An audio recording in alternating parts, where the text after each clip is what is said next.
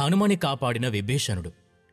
రామాయణంలో సుందరకాండ వచ్చేంత వరకు కూడా విభీషణుడి ప్రస్తావన అనేది ఉండదు. హనుమంతుడు మహేంద్రగిరి పర్వతం నుంచి ఎప్పుడైతే సముద్రాన్ని లంఘించి లంకకి చేరుతాడో అప్పట్నుండి ఈ సుందరకాండ మొదలవుతుంది. అన్ని కార్యక్రమాలు దిగ్విజయంగా పూర్తి చేసి హనుమంతుడు ఇక శత్రువులకి తన బలమేంటో చూపించాలని అనుకుంటాడు. అందుకే బలప్రయోగం చేస్తే వీరి బలగమేంటో తెలుస్తుంది. దాన్ని బట్టి అవన్నీ రాముడికి చెప్పొచ్చని ఒక మంత్రిగా ఆలోచిస్తాడు.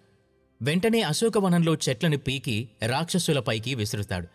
దుష్ట రాక్షసులు ఒక్కొక్కరిగా వచ్చి హనుమంతుని ఎదిరిస్తారు. కాని ఒకే ఒక్క పిడిగుడ్డు అంతే. హనుమంతుడి దెబ్బకి లంకలో రాక్షసుల ఆర్తనాదాలు వినిపిస్తున్నాయి. ఎక్కడివారు అక్కడ భయపడి గుహల్లోకి దూరారు.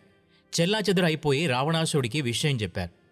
ఇక్కడ్నుంచే విభీషణుడి పాత్ర మనకి పరిచయం అవుతుంది.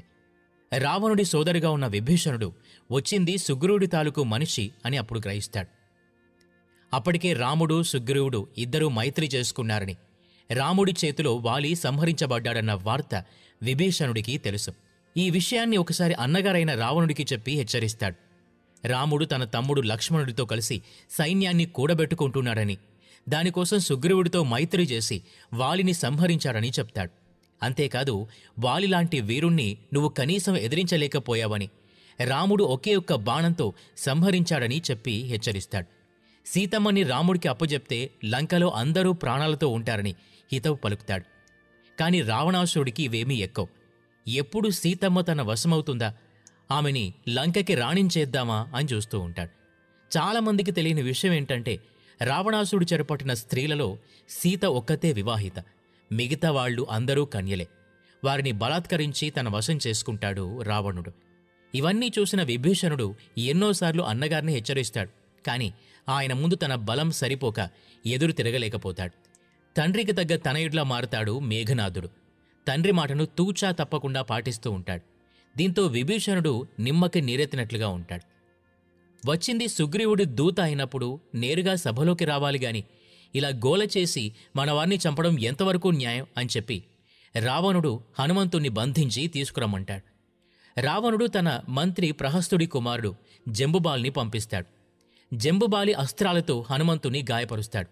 దీంతో కోపంతో హనుమంతుడు మర్రి చెట్టుని విసిరి తన రథాన్ని ముక్కలు ముక్కలు చేస్తాడు. జంబుమాలిని పిడికిలితో ఒక గుద్దు గుద్దుతాడు. దీంతో జంబుమాలి మరణిస్తాడు. ఈ వార్త విన్న రావణుడికి పిచ్చకోపం వస్తుంది. ఒక కోతొచ్చి మహావీరుల్ని చంపడమేంటని మండిపడతాడు. 7 మంత్రి కుమారుల్ని కూడా పంపుతాడు. వాళ్లు మరణిస్తారు. ఆ తర్వాత విరూపాక్షుడు, దుర్ధరుడు, ప్రఘనుడు, భాసకర్ణుడు సైన్యాధిపతుల్ని పంపాడు.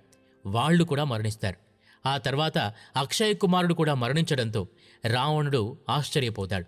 ఇదేంటి ఆశ్చర్యంగా ఉందే, ఆ కోతిని స్వయంగా నేనే పట్టి బంధిస్తాను అంటూ బయలుదేరుతుంటే అప్పుడు మేఘనాథుడు ఇంతోటి కార్యానికి మీరెందుకు అని నేను వెళ్తానని బయలుదేరుతాడు. మేఘనాథుడు హనుమంతుణ్ణి బ్రహ్మాస్త్రంతో కట్టిపారేస్తాడు. ఆ బ్రహ్మాస్త్రంతోనే బంధించి సభలో ప్రవేశపెడతాడు. రావణాసురుడు ఈ బలమైన కోతి ఎక్కడ్నుంచి వచ్చిందో తెలుసుకోమని తన మంత్రుల్ని ఆదేశిస్తాడు. అంతేకాదు, ప్రహస్తుణ్ణి పిలిచి ఇతన్ని ఎవరు పంపించారో వివరాలు తెలుసుకోమని కూడా రహస్యంగా చెప్తాడు. దీంతో ప్రహస్తుడు పరిపరి విధాలుగా హనుమంతుణ్ణి ప్రశ్నిస్తాడు. తను సుగ్రీవుడి దూత అని, సీతమ్మ తల్లిని చెరపట్టడం అధర్మమని హితబోధ చేస్తాడు హనుమంతుడు. సీతమ్మని విడిచిపెట్టి రాముడి చరణములపై పడి వేడుకోమని, రామనామం కంటే గొప్పది ఏదీ లేదని అంటాడు. దీంతో మేఘనాథుడు ఆజ్ఞ ఇస్తే ఇక్కడే ఈ కోతిని సంహరిస్తానని చెప్తాడు. అందుకు రావణుడు సరే అంటాడు. కాని విభీషణుడు కలగజేసుకుని దూతని చంపరాదని చెప్తాడు. అంతేకాదు, యుద్ధంలో ధర్మాధర్మాల గురించి విభీషణుడు చెప్తూ హనుమంతుని విడిచిపెట్టమని చెప్తాడు. నిజానికి హనుమంతుడు ఈ విషయంలో విభీషణుడికి ఎప్పటికీ కృతజ్ఞతని చూపిస్తూనే ఉంటాడు. ఎందుకంటే విభీషణుడు అడ్డుపడకపోతే హనుమంతుడి ప్రాణాలు పోతాయని తెలుసు. కాని హనుమంతుడి బలాన్ని విభీషణుడు అంచనా వేయలేడు కదా. నిజానికి హనుమంతుడు కావాలని బ్రహ్మాస్త్రానికి కొన్ని విఘడియలు కట్టుబడి ఉంటాడు. ఎందుకంటే బ్రహ్మకి ఆయనిచ్చే గౌరవం అది. అంతేకాని దాన్నుంచి విముక్తి పొందలేక కాదు, ఇంద్రజిత్తుని ఎదిరించలేక కాదు. ఈ విషయం హనుమకి మాత్రమే తెలుసు. కాని విభీషణుడు నిష్పక్షపాతంగా ఆలోచించిన విధానం హనుమంతుడికి బాగా నచ్చుతుంది. అందుకే విభీషణుడు శ్రీరాముణ్ణి శరణు కోరినప్పుడు చాలామంది వీరులు అనుమానిస్తారు. రావణుడి తమ్ముణ్ణి చేరదీస్తే మనకి వెన్నుపోటు పొడుస్తాడని అనుకుంటారు. అప్పుడు రాముడు హనుమంతుణ్ణి సలహా అడుగుతాడు. లంకా సభలో తన ప్రాణాల్ని రక్షించిన సంగతి, ధర్మాధర్మ విచక్షణ చేసిన విధానాన్ని రాముడికి చెప్పి హనుమంతుడు విభీషణుణ్ణి మనవైపు యుద్ధరంగంలో తీసుకుందామని చెప్తాడు. ఈ విధంగా విభీషణుడు రాముడికి దగ్గరవుతాడు. నిజానికి విభీషణుడు ఎంతటి రామభక్తుడో రాముడికి తెలియదు.